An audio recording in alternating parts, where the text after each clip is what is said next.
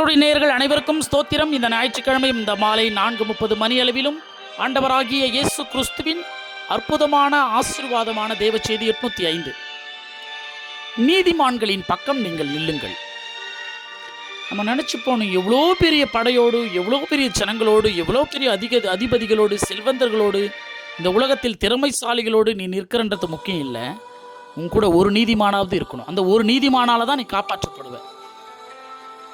இந்த உலகத்திலே ஒரு நீதிமானை எதிர்த்ததினால் எவ்வளவோ இந்த பூமியிலே ஜனங்கள் அழிந்து போயிருக்கிறாங்க. ஏனென்றால் ஒரு நீதிமானால் ஒரு வம்சமே காப்பாற்றப்படும். சாபம் உள்ளவர்களின் பக்கம் இருந்து உன்னால் ஒன்றுமே செய்ய போகிறது கிடையாது.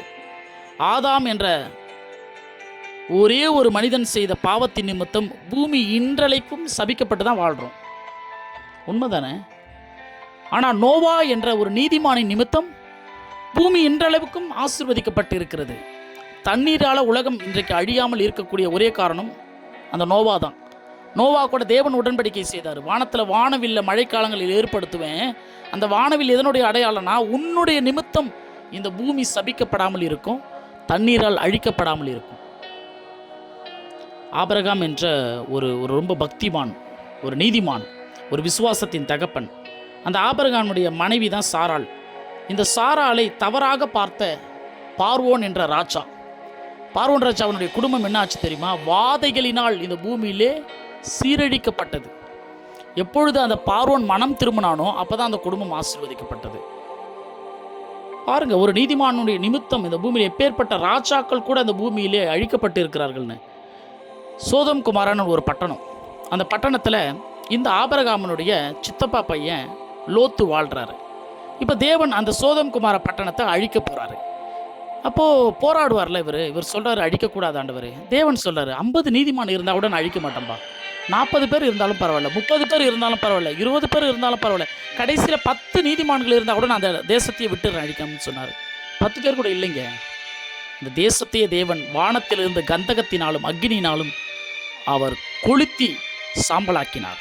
ஆனால் லோத்து என்ற ஒரு நீதிமான் வாழ்ந்த அந்த குடும்பம் மட்டும் லோத்துவுக்காக காப்பாற்றப்பட்டது. இப்போ நீதிமானாக இருந்தால் நம்முடைய குடும்பத்தை நாமே காப்பாற்றி கொள்ளலாம் என்பதற்கு அது ஒரு அடையாளம். ரொம்ப ஒரு முக்கியமான ஒரு விஷயம் என்ன தெரியுமா? அசிரிய ராஜா சனகெரிப் ஒரு ஒரு ஒரு லெட்டரை எழுதுகிறார் ஒரு யுத்தத்துக்கு, இஸ்ரவேல் தேசத்துக்கு. எசேக்கியா ராஜாவுக்கு, உன் தேசத்தை மிகவும் கொடிய முறையில் போர் செய்து உன் தேசத்தை சிறைபிடிப்பேன், உன்னுடைய கடவுளையும் நிந்தித்தான். இப்போ இவர் என்ன பண்ணுறாரு? இவர் ராஜா தானே, அவன் அனுச்ச அந்த லெட்டரை, அந்த கடிதத்தை எடுத்து போயிட்டு தேவனுடைய சமூகத்தில் அப்படி விரித்து தேவனுடைய கரத்தில் ஒப்பு கொடுக்குறாரு. இப்படி எனக்கு அனுப்பியிருக்கிறான் தெய்வமே, அவனிடத்தில் என்னை காப்பாற்றும். தெய்வம் என்ன சொன்னார் தெரியுமா? ஒரே ஒரு தேவ தூதனை அனுப்பி அந்த அசிரிய ராஜாவினுடைய கூட்டத்தில் 1,85,000 பேரே ஒரே ஒரு தேவ தூதனை சாகடிச்சிட்டார். தோத்துட்டாங்களா? அது மட்டும் இல்லை, இந்த சனகரிப் இந்த ராஜா இருக்கிறார்ல, அவர் நிஸ்ரோக்கின்னு ஒரு கோவில், அந்த கோவிலில் சாமி கும்பிட்டுக்குன்னு இருக்கிறாரு. அவனுடைய சொந்த பிள்ளைகளே 2 பேரும் போயிட்டு தன்னுடைய அப்பாவை வெட்டி போட்டானுங்க. எப்படிப்பட்ட ஒரு சாபம் பாருங்க. ஆகவே எப்பொழுதுமே நீதிமான்கள், தேவனால் ஆசீர்வதிக்கப்பட்டவர்கள், அவங்களுக்கு இன்னும் உன்னால் எதிர்த்து ஒன்றுமே பண்ண முடியாது. தேவபக்தி உள்ள மோசேயே ஆரம்பத்தில் ரொம்ப ஏளனமாக எல்லாரும் பார்த்தாங்க. மோசே தேவனாகிய கர்த்தருடைய முகத்தை பார்க்கறதுக்கெல்லாம் ரொம்ப பயந்துருக்கிறாரு. ஆனால் வாழ்க்கையில் ஆவிக்குரிய முறையில் நல்ல ஸ்பிரிச்சுவலில் வளர வளர பாருங்க, மோசேயினுடைய முகத்தை ஜனங்கள் பார்க்க முடியல. ஏன்னா அவ்வளோ பிரகாசித்தது. முக்காடு போட்டுக்கின்னு தான் வெளியே வருவார். அவ்வளோ ஒரு ப்ரெசன்ஸ். இங்கே பாருங்க, மோசே என்ற ஒரு மனிதனுக்காக ஒரு மிகப்பெரிய ஒரு வாதையே நிறுத்தப்பட்டு இருக்கிறது. ஒரு தேவனுடைய கோபத்தினால ஒரு வாதை. இந்த பொலி ஓடுறாங்கன்னு சொல்லுவாங்களே, அந்த பொலி ஓடும் பொழுது எதிர்க்கு யாரெல்லாம் வராங்களோ எல்லாரையும் சாகடிச்சிடும். அதெல்லாம் பைபிளில் இருக்குது. பைபிளில் இருந்து கற்றுக்கொள்ளப்பட்டதான் இன்றைக்கு உலகத்தில் உள்ள ஜனங்களை செய்கிறாங்க.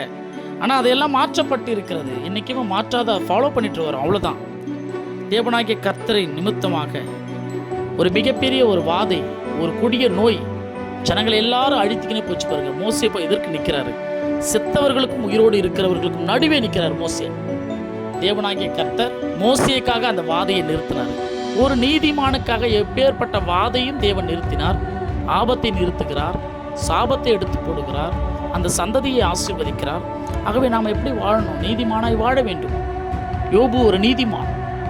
ஆகவே இன்றைக்கு நாம் நீதிமானாய் வாழ்கிற பக்கங்கள், நீதிமான்களாய் வாழ்கிறவர்களின் பக்கத்தில் நில்லுங்கள். அவர்களால் உங்களுக்கு ஆசீர்வாதம் உண்டு.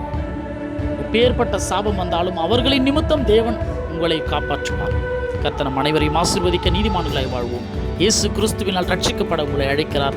அடுத்த தேவ செய்திகளோடு சகரியா சதீஷ்குமார்.